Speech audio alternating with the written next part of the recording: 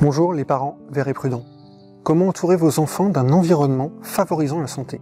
Aujourd'hui, je réponds à la question de Romy, qui me demande pourquoi écrire des livres de santé environnementale pour enfants.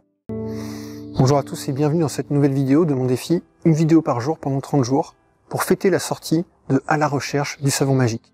Je suis Guillaume et sur cette chaîne, je partage des conseils et des astuces pour vous aider à entourer les enfants d'un environnement plus sain, avec moins de pollution et plus de nature. Si c'est votre première visite, je vous invite à télécharger mon guide offert qui vous donne des essentiels pour bien démarrer en santé environnementale pour parents. Le lien est dans la description. Aujourd'hui, je réponds à la question de Romy qui me demande pourquoi avoir choisi d'écrire des livres de santé environnementale pour enfants. Déjà, moi, parfois, ça m'angoisse. Alors, l'effet sur mes enfants me pose question. Merci pour ta question, Romy. Je l'ai sélectionnée parce que je pense que d'autres parents pourraient se la poser aussi. Je vais te dire comment je vois les choses sur ce sujet, à ce stade. Effectivement, en santé environnementale, on traite de sujets qui peuvent parfois être anxiogènes. Au tout début du projet, avec Yamoys, on a fait une phase de test auprès d'une trentaine de parents. Il est ressorti des entretiens à la fois que le sujet était essentiel à aborder avec les enfants, et à la fois qu'il devait être absolument présenté de manière non anxiogène. En lien avec les retours de ces parents, on a construit des histoires avec des atmosphères qu'on a voulu à la fois divertissantes, agréables et rassurantes. Donc déjà, on se place dans une tranche de vie familiale classique. Ensuite, on a introduit une part de féerique avec notre personnage sachant, qui est une fée, la fée Sana. Et puis, les personnages dépolluants sont à éviter, bien sûr, mais ils n'ont pas spécialement d'intention malveillante dans les histoires. On les utilise même pour introduire de l'humour en les présentant dans des situations un peu cocasses. Je crois que c'est important aussi de se mettre bien au clair dans sa tête avec l'approche parentale qu'on va adopter. Ici, très clairement, on se situe dans une approche qui vise une meilleure santé. Avec notre histoire, on n'est pas juste en train d'éviter des polluants, un peu comme dans un jeu vidéo. On explique aussi qu'on est en train de construire des environnements favorisant la santé. Et dans cette approche, chaque polluant en moins, eh bien, c'est un pas vers la pleine santé, un pas de plus vers la pleine santé, vers le plein développement de son capital de santé. Un autre point important pour moi, c'est que je crois qu'aujourd'hui, on n'échappe pas pour longtemps au thème de la santé environnementale. De fait, la dégradation de l'environnement, c'est un sujet pour lequel la sensibilisation des enfants me paraît assez répandue aujourd'hui. J'ai pu notamment constater avec mes propres enfants, et surtout quand j'ai passé en revue les livres jeunesse existants. Assez logiquement, ce sujet amène très vite des questions sur les effets d'un environnement dégradé sur notre santé, en retour. Et dans ce contexte-là, je crois que c'est utile d'accompagner les enfants dans de bonnes conditions, plus maîtrisées, assez sereinement et assez en amont si possible. Je crois aussi qu'il y a pas mal de bonnes pratiques de santé environnementale pour lesquelles l'enfant peut agir de lui-même. Et alors on est en train de lui apprendre à construire sa propre santé.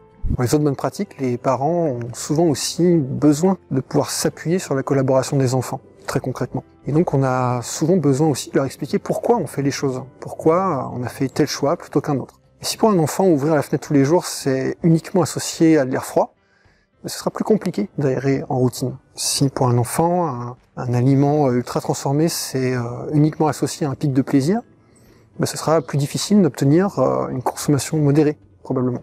Et si pour notre enfant, le choix d'éviter de prendre un gel douche avec des couleurs de super-héros et des odeurs de chewing-gum, pour reprendre l'exemple du livre, si ce choix on n'a pas pris le temps de l'expliquer en amont, je crois qu'on va probablement rencontrer plus de résistance.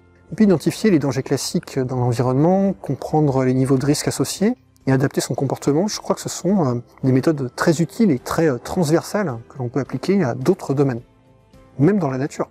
Et donc ces méthodes me semblent importantes à transmettre.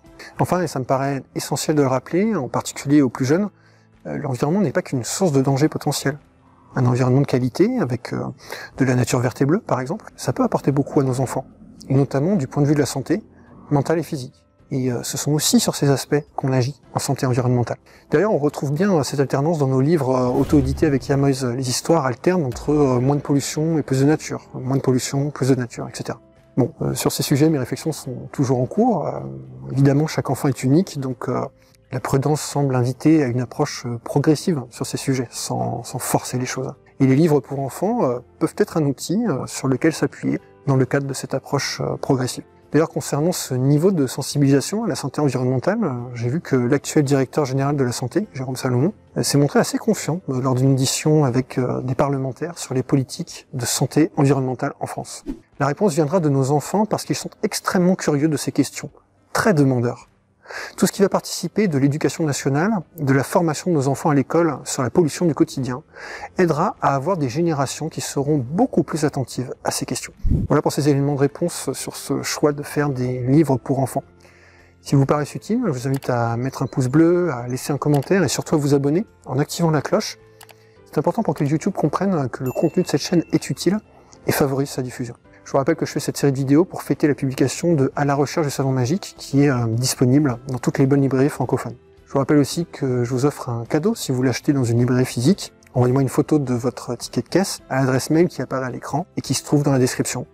Je vous enverrai une checklist pour agir sur les autres sources potentielles de polluants dans la salle de bain. Un bon complément au livre donc, pour réduire les expositions préoccupantes du quotidien. Une bonne partie de ce défi de 30 jours sera consacrée à répondre à vos questions, donc vous pouvez m'indiquer en commentaire les questions que vous avez en lien avec un problème ou une frustration par rapport à l'environnement de vos enfants, au sens large. J'essaierai de faire un maximum de vidéos-réponses pendant le défi. Voilà, je vous dis à demain pour la prochaine. En attendant, je vous invite à faire partie des parents verts et prudents, des parents qui considèrent la possibilité de transmettre les bonnes pratiques de santé environnementale assez en amont. À demain.